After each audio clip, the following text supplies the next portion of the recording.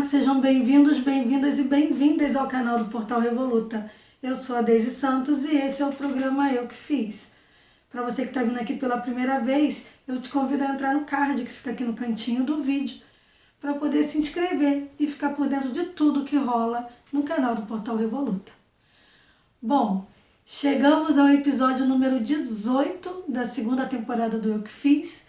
E nesse episódio será apresentado o livro Se For Pra Dizer, Diga Poesias. A capa vai aparecer aqui ou aqui. Bom, ele foi escrito a 4 mãos por Flávia Assunção e pela Júlia Ana Vieira, mas as perguntas aqui para o que fiz foram respondidas somente por uma das autoras, que foi a Flávia, né? A Júlia, ela tem 22 anos, vive em Vitória da Conquista, no sudoeste da Bahia. É coordenadora do Departamento de Ética da editora Lírio Negro e estudante de Direito. A Flávia tem 21 anos, mora em Capão Redondo, zona sul de São Paulo, é coordenadora editorial da editora Lírio Negro, né, e tem licenciatura em Filosofia. Bom, 2 jovens, né? E elas duas fundaram juntas o movimento literário Flor Essência e o grupo de debates Me Gritaram Negra, além de terem criado a editora Lírio Negro como uma forma aí de fugir das pequenas, médias e grandes editoras, né, quando quiserem lançar os próprios livros. Então, uma iniciativa aí dessas 2 jovens, né? Bom, as poesias contidas nesse livro é uma reflexão das duas sobre suas raízes e suas vivências enquanto jovens observadoras do mundo. Eu não vou me alongar, né? Eu vou deixar, então, que a autora mostre um pouco, fale, né? O poetisa fale um pouco dessa construção a 4 mãos. Então, fiquem agora com a Flávia Assunção falando do livro Se For Pra Dizer, Diga Poesias, nesse 18º episódio da segunda temporada do Eu Que Fiz.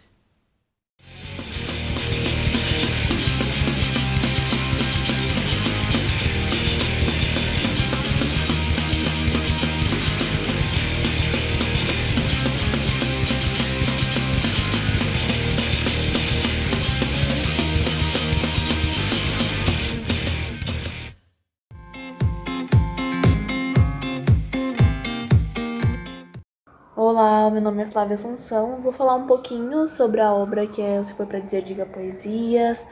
Ele foi publicado no ano de 2018, mas ele foi escrito de 2013 a 2015. Eu tenho o costume de chamar as poesias dessa obra de poesias juvenis ou poesias escolares, que elas são o início do caminhar dentro da poesia, né? Elas foram o pontapé inicial. O livro, ele traz um pouco, né? Nós falamos junto com a minha prima, Juliana Vieira. Então, a gente traz no livro coisas sobre as nossas vivências com a arte, nossa relação com os nossos animais de estimação, aquela questão também dos primeiros amores escritos, o que nós aprendíamos na escola, literatura, história. Então ele é bem esse retrato bem juvenil, bem escolar mesmo da poesia, da nossa poesia no caso.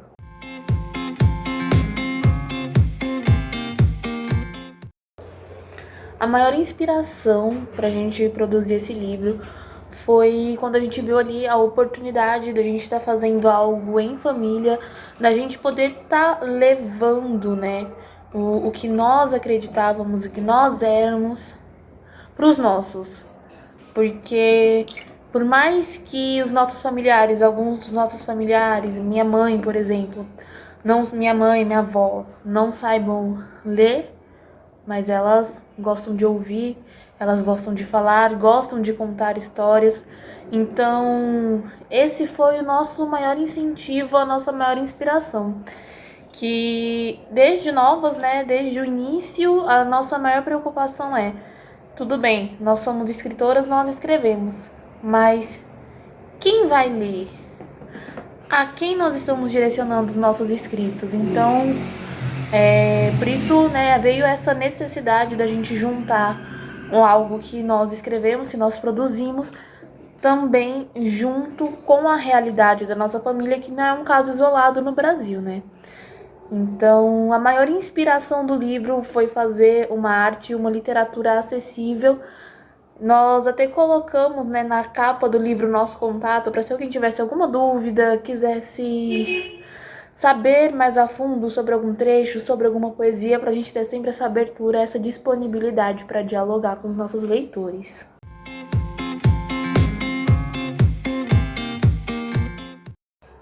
Escrever junto com a Júlia, né, escrever um livro a 4 mãos, foi sensacional, foi uma experiência única.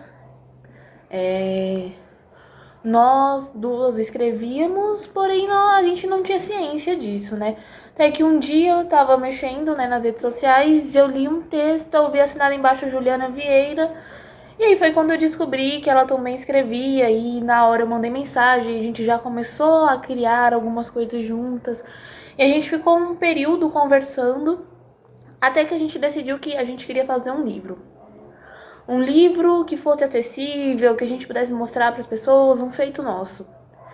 E aí a gente decidiu escrever o livro. Só que na época ela morava na região sudoeste da Bahia, morava aqui, Capão Redondo, zona sul de São Paulo.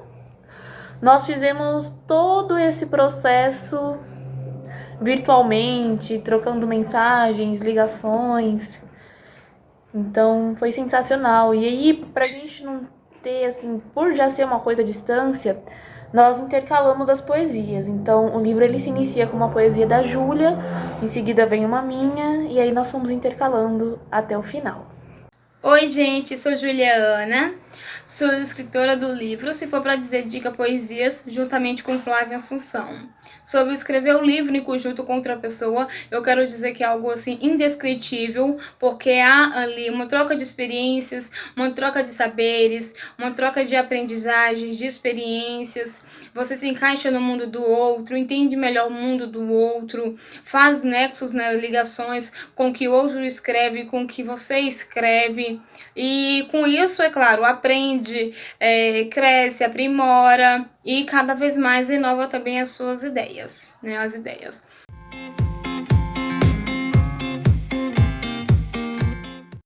Falar sobre as raízes e sobre como foi o processo de criação, né, juntamente com isso, é incrível.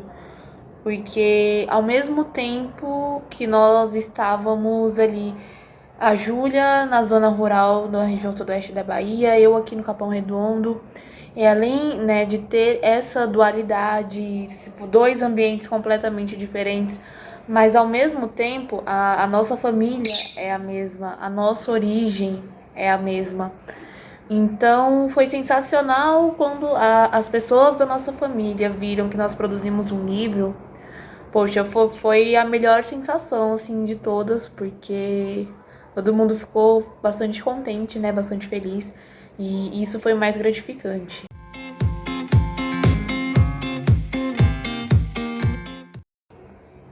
Eu tenho uma poesia aqui, que ela se chama Sangue, Sangue Brasileiro. Eu vou declamar e na sequência eu vou fazer um comentário. Sangue. Pelo sangue que corre nas minhas veias, vermelho igual ao seu, com um pouco de índio, preto e branco. Procurar o detentor de maior espaço é como querer achar a agulha num palheiro, o meu legítimo sangue brasileiro. Essa poesia ela foi escrita em 2014, início de 2014. Foi quando eu estava estudando história na escola, e aí nós estávamos estudando sobre a independência do Brasil. E aí eu realmente acreditava que os descendentes, né, que os descendentes portugueses, que a galera realmente foram os grandes heróis brasileiros, que foi realmente um grande feito, como se fosse assim algo extraordinariamente bom, né? E aí uma observação que eu faço hoje é que como mesmo, né, anos depois, a educação brasileira ela ainda é eurocêntrica, a ponto de acreditar no mito da democracia racial. Eu acreditava completamente nisso. Então, é um reflexo ainda que nós temos da educação, como ela ainda é fortemente eurocentrada.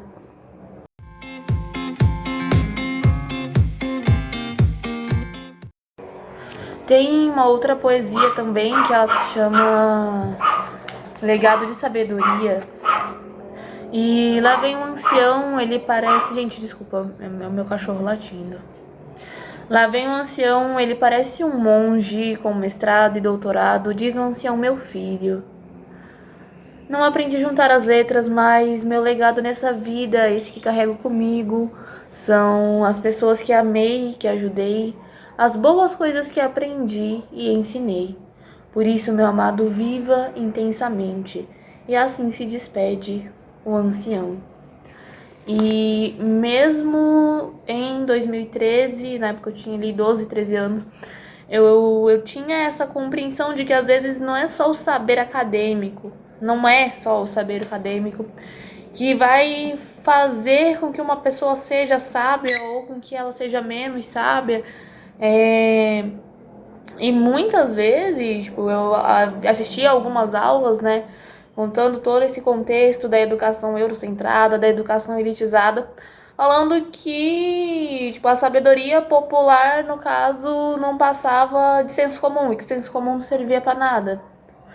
Tem algumas vertentes que apoiam o senso comum, que falam que é o princípio de tudo, até algumas vertentes filosóficas, mas, no geral, pelo menos nessa época, né, o contato que eu tinha aí com os educadores eram sempre menosprezando o senso comum. E aí a gente senta para conversar, para ouvir as minhas tias muito mais velhas, a minha avó, com remédios, com plantas medicinais que elas aprenderam, com os ancestrais delas, e com conselhos assim, que elas, naquele saber, sem ter tido nenhum contato com o saber acadêmico formalizado, falando coisas que grandes pensadores, grandes pessoas consideradas grandes pensadores também disseram.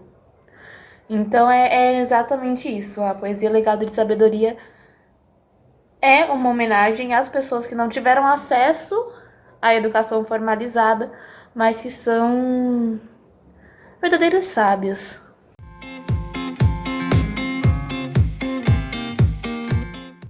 Uma curiosidade sobre o processo de criação é que quando nós decidimos fazer um livro, nós não sabíamos absolutamente nada sobre como realmente fazer um livro. Então, eu me perdi, quando eu me perdi no centro da cidade, quando fui fazer o registro.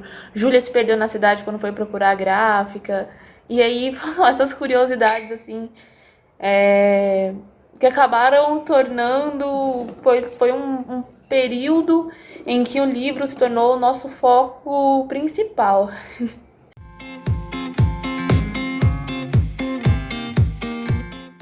Bom, a arte gráfica do livro, ela foi feita, a princípio, né, a primeira parte ela foi feita pelo Carlos, que era um moço de uma gráfica lá de Vitória da Conquista. E aí depois nós passamos, né, processo de impressão, os registros, as burocracias, nós passamos para a editora Lírio Negro, que foi a responsável por esta obra, né, pela publicação dessa obra.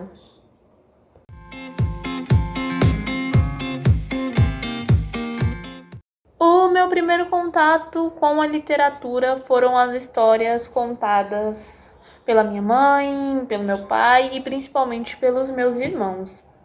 O primeiro livro que eu li foi Pony, o Cavalinho Valente. Eu tinha ali mais ou menos uns 4 anos. O meu irmão, ele sempre contava essa historinha pra mim, eu ficava olhando os desenhos, olhando, até que eu comecei a juntar as letrinhas, as palavras, e foi o primeiro livro que eu li.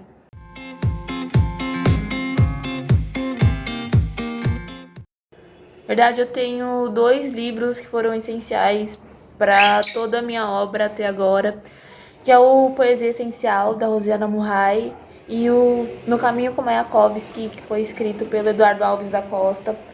Foram os primeiros livros de poesia que eu li e me identifiquei, e acabou que o meu estilo é parecido com o estilo deles, e foi sensacional. Eu já li mais de 5 vezes cada uma dessas obras, e sempre quero ler mais uma.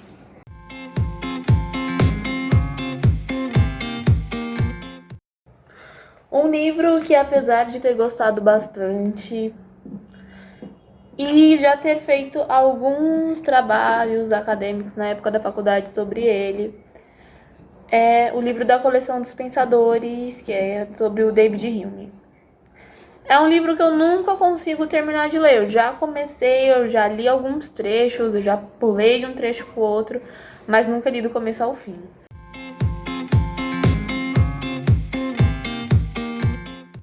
Aproveitando a oportunidade para apresentar aqui 2 obras de pessoas que eu tenho um imenso prazer de conhecer. Uma é o Fernandes Oliveira com a obra Anseios Secretos.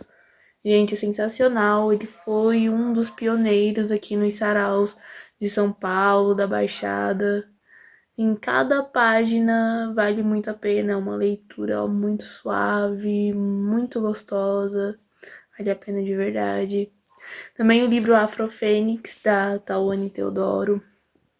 É um livro que eu posso falar com todas as palavras que a representatividade do movimento negro e da literatura marginal estão muito bem escritas aqui nessa obra. Então, gente, leiam, pesquisem, que vale muito a pena. E essa foi a Flávia Assunção, falando sobre o livro Se For Pra Dizer, Diga Poesias, com uma participação super especial de Juliana Vieira. E assim, aquece o coração, né? Ver 2 jovens tão envolvidas com a poesia, a literatura e o pensamento crítico, né? Eu fiquei muito feliz de ver essas 2 aí produzindo, né? E apresentando suas visões de mundo, né? A sensibilidade com que elas enxergam o mundo. Bom, se você gostou do trabalho delas, eu vou deixar aqui na descrição do vídeo os links para acompanhar o trabalho e saber como adquirir o livro, tá bom? E por falar em livro, né? Eu vou indicar nesse episódio esse livro aqui, Mulheres, do Eduardo Galeano, né? Já que o programa é apresentado por uma mulher e hoje eu tive a honra de ter 2 poetisas falando no Eu Que Fiz, nada melhor do que apresentar esse livro do Eduardo Galeano. O Galeano aqui apresenta a sua visão sobre mulheres que marcaram a história, mulheres famosas, né, como Carmen Miranda, Frida Kahlo, Evita Peron, Marilyn Monroe e Sherazade, Joana d'Arc, enfim. E também as mulheres desconhecidas, né, que formaram a história, que ajudaram a construir a história, né, em suas regiões. E o Eduardo Galeano fala muito sobre isso nesse livro. Na verdade, são textos curtos, alguns textos não ocupam nem a página inteira, né? São textinhos bem curtinhos mesmo, como esse aqui, À Noite, que é bem curtinho. Mas são textos encharcados de história e de vida, de luta, né? Eu me emocionei muito com esse livro, né? Cada texto que eu li, de vez em quando eu retorno a ele para pegar fôlego e seguir em frente, né? Viva e ativa. E assim, eu resolvi separar 2 textos do livro para ler para vocês terem uma noção assim do que o Eduardo Galeano apresenta aí, né? Esse raio-x de mulheres que ele fez. Então, assim, o primeiro texto é As Invisíveis, é o título do texto. Então, vamos lá. As Invisíveis.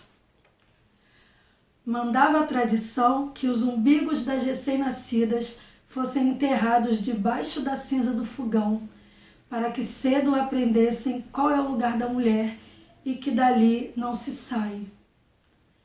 Quando explodiu a Revolução Mexicana, muitas saíram, mas carregando os fogões nas costas. Por bem ou por mal, por sequestro ou por vontade própria, seguiram os homens de batalha em batalha. Carregavam o bebê preso na teta e nas costas as panelas e as caçarolas. E as munições. Elas se encarregavam de que não faltassem tortilhas nas bocas nem balas nos fuzis. E quando o homem caía, empunhavam a arma. Nos trens, Os homens e os cavalos ocupavam os vagões. Elas viajavam nos tetos, rogando a Deus que não chovesse. Sem elas, soldadeiras, cucarachas, adelitas, vivandeiras, galhetas, joanas, pelonas, guaxas, aquela revolução não teria existido. Nenhuma recebeu pensão. Ou seja, ele fala aqui das mulheres invisíveis, né?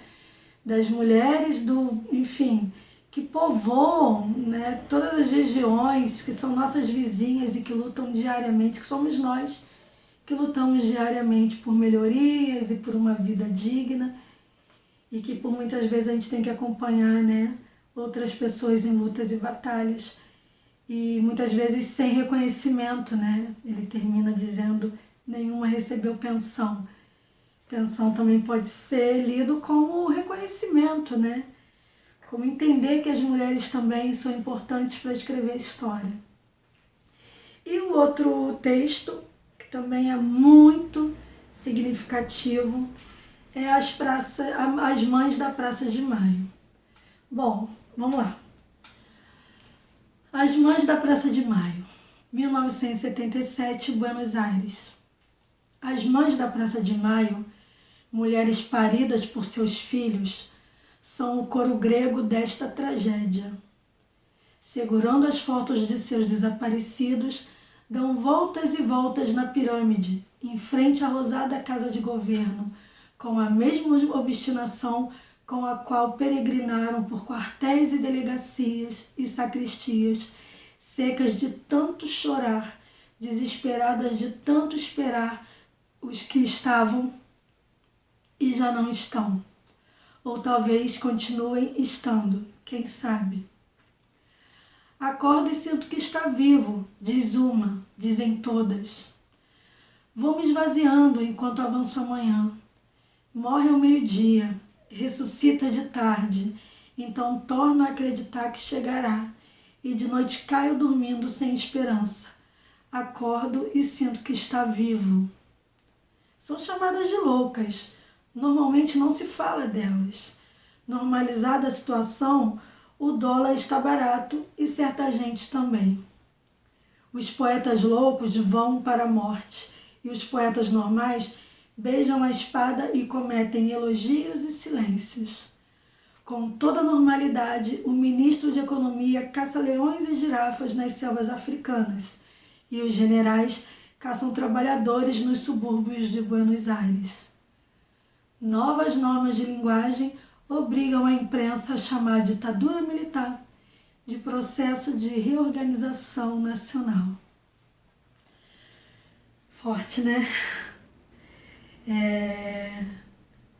Elas realmente por muito tempo foram invibilizadas, né? Foram colocadas de lado. Hoje em dia elas são as avós da Praça de Maio, de tanto tempo que já passou, né? Dessa busca pelos filhos desaparecidos, né? Durante a ditadura argentina.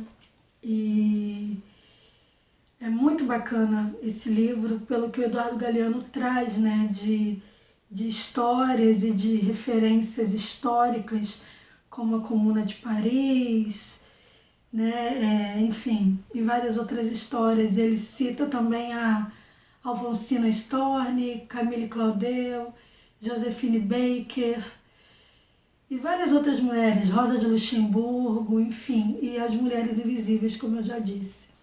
Então, assim, fica essa minha dica, Eduardo Galeano, mulheres. Queria agradecer a todo mundo que acompanha o Portal Revoluta. Quem ainda não se inscreveu, se inscreva no canal para conhecer aí as nossas produções e assistir também aos episódios anteriores, né, que a gente já está finalizando a segunda temporada do Eu Que Fiz.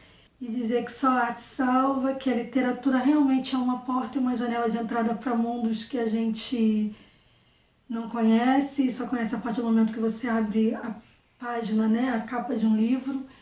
E nesse momento é a única forma da gente viajar, por enquanto estamos impossibilitados, né, impossibilitados pela pandemia, né, de poder circular. Então, que circulemos pelas páginas dos livros, não é mesmo?